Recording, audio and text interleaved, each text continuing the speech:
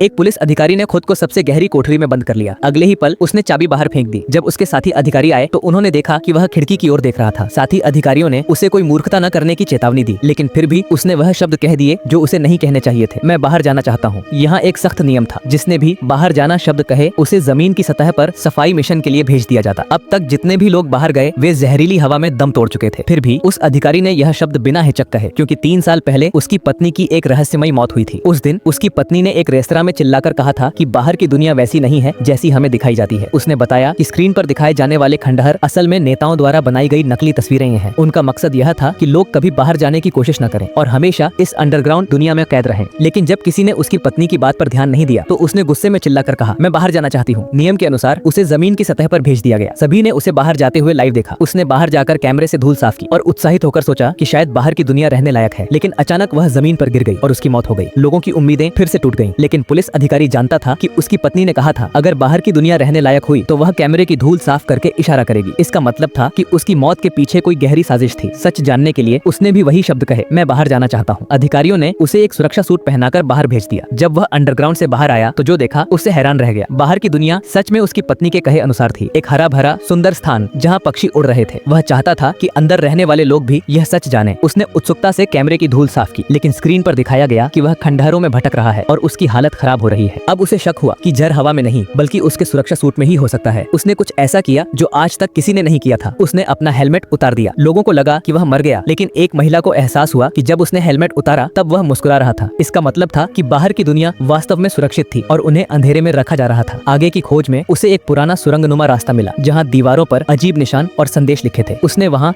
एक hard drive खोजी जिसमें बाहर की असली दुनिया के वीडियो थे।